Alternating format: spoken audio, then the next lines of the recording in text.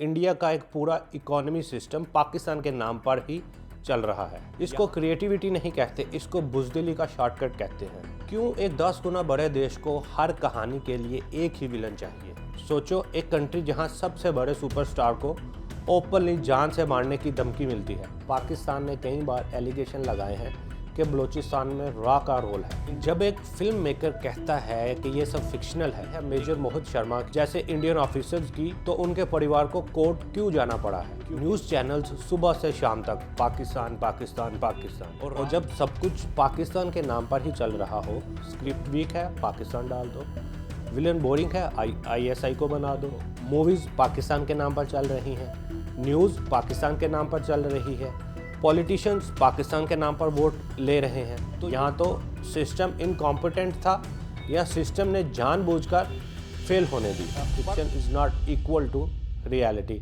शायद कुछ film makers को दोबारा वही क्लास अटेंड करनी चाहिए। सोचो, एक देश जो खुद को सुपर पावर बोलता है, एक फिल्म इंडस्ट्री जो सबसे बड़ी इंडस्ट्री होने का दावा करती है, और एक ऑडियंस जो खुद को मोस्ट इंटेलिजेंट व्यूअर कहती है, फिर भी हर तीसरी बड़ी कहानी का विलन एक ही होता है, पाकिस्तान।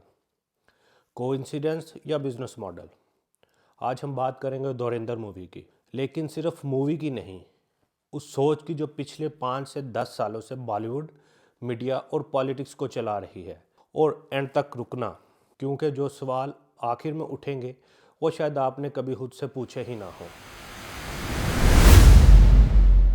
धुरंधर को ऑफिशियली तौर पे फिक्शनल बोला गया है, लेकिन जब फिक्शनल में रियल शहरों के नाम, रियल एजेंसीज और रियल मुल्कों को विलेन बनाया जाता है, तो सवाल उठता है, ये फिक्शनल है या प्रोपेगेंडा? बॉलीवुड के लिए पाकिस्तान कोई पड़ोसी मुल्क नहीं रहा। पाकिस्तान एक सिनेमैटिक शॉर्टकट बन चुका है। स्क्रिप्ट वीक है पाकिस्तान डाल दो, विलन बोरिंग है ISI को बना दो, बॉक्स ऑफिस रिस्क है नेशनलिज्म चिपका दो, और ऑडियंस वो तो ताली बजाती है क्योंकि उन्हें वही दिखाया जा रहा है जो रोज़ न्यूज़ चैनल पर बेचा जाता है। अगर पाकिस्तान इतना ही बड़ा दुश्मन है तो एक सवाल का जवाब दो, इंडिया अपनी कहानी कब सुनाएगा? हर बार जब बॉलीवुड को देशभक्ति याद आती है, कैमरा सीधा बॉर्डर के उस पार चला जाता है।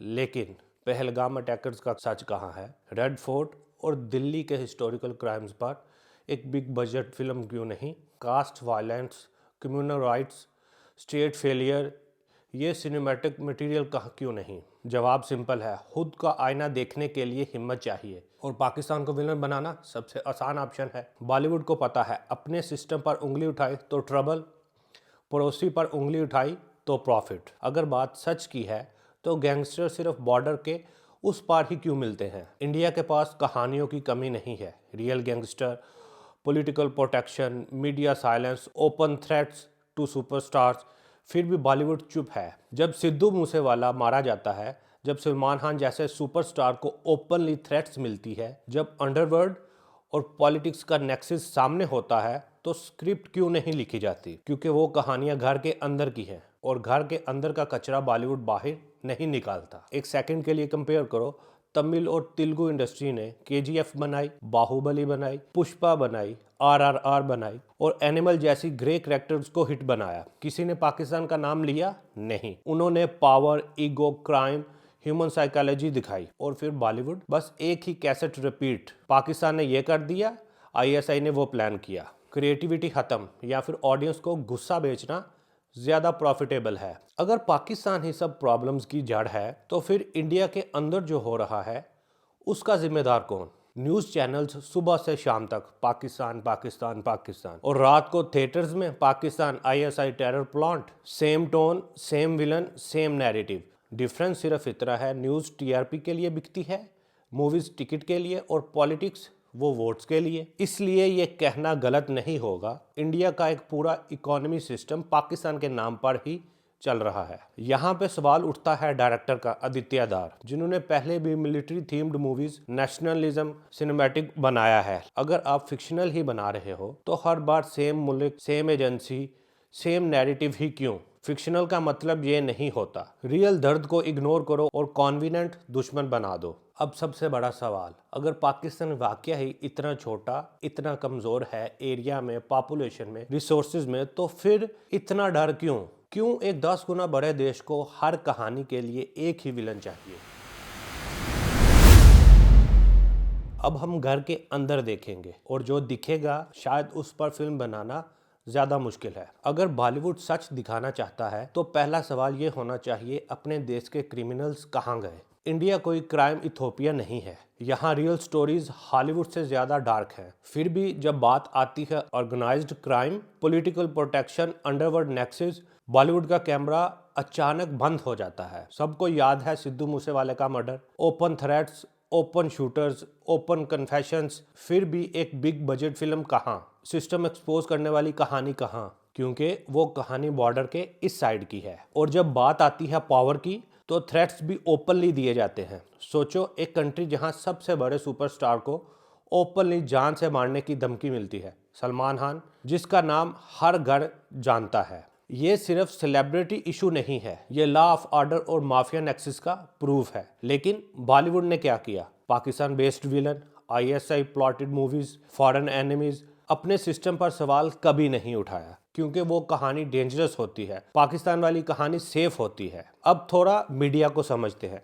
न्यूज चैनल्स का daily routine, breaking news, Pakistan said this, exclusive Pakistan conspiracy, debate Pakistan exposed. ये डिबेट्स नहीं होती, ये कंडीशंस होती हैं। ऑडियंस को रोज एक ही चीज फीड की जाती है ताकि जब थिएटर्स में वही देखें तो वो फेमिलियर लगे। इसलिए धुरंधर जैसी मूवीज आती हैं। लोग बोलते हैं भाई सच ही तो दिखाया है, सच या ट्रेनिंग। और जब सच दिखाने की बारी आती है तो बॉलीवुड की नज़र फिसलते हुए शीशे से भी कमज़ोर हो जाती है। इंडिया की रियल प्रॉब्लम्स, रेप केसेस में इजाफा हो रहा है, फॉरेन टूरिस्ट के साथ हरासमेंट हो रही है, वायलेंस इंक्रीज हो रहा है, mobile lynching, political misuse of police, इन सब पर डॉक्यूमेंट्री बन सकती है। स्ट्रॉन्ग सिनेमा भी बन सकता है, ऑस्कर लेवल स्टोरी टेलिंग हो सकती है। लेकिन होता क्या है, उससे अपने देश का इमेज खराब होता है, इसलिए वो हम नहीं बनाएंगे। और पाकिस्तान को विलन बनाने से इमेज बनती है, खुद को मिरर दिखाने से इमेज टूटती है। और सबसे इंटरेस्टिंग बात, साउथ इंडिया सिनेमा ने ये फार्मूला फॉलो ही नहीं किया। तमिल और तेलुगु सिनेमा ने ये प्रूव किया, आप बिना पाकिस्तान के भी हिट हो सकते हो, आप अपने फ्लॉज दिखाकर भी क्लैपिंग करवा सकते हो। उन्होंने किंग्स बनाए, क्रिमिनल साइकोलॉजी दिखाई, सिस्टम के ग्रे एरियाज एक्सप्लोर किए। और बॉलीवुड ने क्या किया? एक ही विलन, एक ही नैरेटिव, एक ही शॉर्टकट। इसको क्रिएटिविटी नहीं कहते, इसको बुज़दिली का शॉर्टकट कहते हैं। और जब सब कुछ पाकिस्तान के नाम पर ही चल रहा हो तो एक लॉजिकल कंक्लूजन निकलता है। सोच के देखो, मूवीज़ पाकिस्तान के नाम पर चल रही हैं, न्यूज़ पाकिस्तान के नाम पर चल रही है, पॉलिटिशियंस पाकिस्तान के नाम पर वोट ले रहे हैं। तो ये सिर्फ आइडियोलॉजी नहीं है, ये एक बिजनेस मॉडल है। अगर कल को पाकिस्तान गायब हो जाए तो हेडलाइंस का क्या होगा, स्क्रिप्ट का क्या होगा, स्पीचेस का क्या होगा? इसलिए पाकिस्तान विलन नहीं, रिसोर्स बन चुका है। जब एक फिल्म मेकर कहता है कि ये सब फिक्शनल है, लेकिन उस फिक्शन में रियल लोगों के नाम हो, रियल शहरों के जख्म हो, रियल फैमिलीज का दर्द हो, तो सवाल सिर्फ सिनेमा का नहीं रहता, एथिक्स का हो जाता है। अब हम बात करेंगे उन लोगों की जिन्हें स्क्रीन पर यूज किया गया लेकिन जिनसे इजाजत तक नहीं ली गई। फिक्शनल अगर इतनी ही फ्री चीज है तो फिर परमिशन सिर्फ कुछ लोगों से ही क्यों ली जाती है? बॉलीवुड का एक पुराना डिफेंस है, पब्लिक फिगर है, परमिशन की जरूरत नहीं। पर सवाल ये उठता है, जब पाकिस्तान से ताल्लुक रखने वाले किसी ऑफिसर को दिखाया जाता है तो फिक्शनल का टैग काफ़ी होता है। लेकिन जब बात आती है मेजर मोहित शर्मा जैसे इंडियन ऑफिसर्स की, तो उनके परिवार को कोर्ट क्यों जाना पड़ा है? क्योंकि नाम, रैंक, ऑपरेशन डिटेल्स सब कुछ बिना कॉन्सेंट के दिखाया गया। तो रूल क्या है? अपने हो तो परमिशन, दूसरा हो तो फिक्शनल। एथिक्स बॉर्डर क्रॉस करते ही क्यों बदल जाते हैं? और सबसे ज़्यादा मिसयूज़ हुआ एक ही नाम जो पाकिस्तान का सिंबल था, चौधरी असलम, जो कि कराची पुलिस के एक सीनियर ऑफिसर्स थे। उनकी पहचान थी मिलिटेंट ग्रुप्स के खिलाफ ऑपरेशंस, ओपन थ्रेट्स दी जाती थी उनको, मल्टीपल असैसिनेशन अटेम्प्ट्स हुई उन पर, लेकिन एट द एंड 2014 में उनकी डेथ हुई एक सुसाइड अटैक में। पाकिस्तान में चाहे आप उनसे एग्री करें या ना करें, एक बात क्लियर है, वो एक रियल आदमी थे, रियल फैमिली के साथ थे। अब सोचो, अगर कल को पाकिस्तान कोई इंडियन ऑफिसर्स के नाम उठाकर उसे विलन बना दे और बोले फिक्शनल है, तो रिएक्शन क्या होगा। सिनेमा सिर्फ स्क्रीन पर पावरफुल होता है, रियल लाइफ में उसके इफेक्ट्स होते हैं। और जब इंटेलिजेंस एजेंसीज के नाम आते हैं तो फिक्शनल और प्रोपेगेंडे के बीच की लाइन और पतली हो जाती है। धुरंधर मूवी जैसे नैरेटिव में आईएसआई को मास्टरमाइंड दिखाया गया है, पाकिस्तान प्लानिंग हब दिखाया गया है, इंडिया एज ए विक्टिम दिखाया गया है। अब एक सिंपल सवाल है, अगर आप फिक्शनल ही बना रहे हो तो सिर्फ एक ही एजेंसी क्यों दिखाते हो? बलूचिस्तान का एंगल हो या रिलीजन अनरेस्ट। पाकिस्तान ने कई बार एलिगेशन लगाए हैं कि बलूचिस्तान में रॉ का रोल है। इंडिया ने हमेशा ऑफिशियली तौर पर डिनाई किया है। लेकिन जब आप फिल्म्स में पाकिस्तान को ओपनली प्लानर दिखाते हो, खुद टेरर के सोल ऑनर बनते हो, तो इनडायरेक्टली आप क्या कह रहे हो? एलिगेशन सिनेमा में सच हो सकते हैं, अगर गट्स हैं तो फिक्शनल के नाम पर हर एंगल दिखाओ ना। और सबसे शॉकिंग बात, फिल्म खुद ही अपनी सिक्योरिटी पर सवाल उठा देती है। मूवी में दिखाया जाता है इंटेलिजेंस को पहले से ही इंफॉर्मेशन मिल जाती है, इनका जो एसेट होता है पाकिस्तान में वो अलर्ट कर देता है, फिर भी अटैक नहीं रुकता। अगर ये फिक्शनल है तो मैसेज क्या जा रहा है? यहाँ तो सिस्टम इनकॉम्पिटेंट था या सिस्टम ने जानबूझकर फेल होने दिया। पर दोनों केसेस में पाकिस्तान से ज़्यादा ये सिस्टम पर सवाल उठते हैं। ये नैरेटिव मेकर्स का आयरनी है, दूसरे को ब्लेम करते हुए खुद की क्रेडिबिलिटी एक्सपोज कर देते हैं। और जब रियल लोग, रियल अटैक्स और रियल एजेंसीज को मिक्स कर दिया जाए तो फिक्शनल सिर्फ एक लॉजिक की शील्ड ही रह जाता है। देखिए फिक्शन होता क्या है। फिक्शन का मतलब है imaginary characters, alternative realities, symbolic story tellings. लेकिन जब आप real names, real incidents, real accusation सब कुछ सेम हो और बस उसमें एक डिस्क्लेमर लगा दिया जाए तो ये स्टोरी टेलिंग नहीं होता, ना ही ये फिक्शन होता है।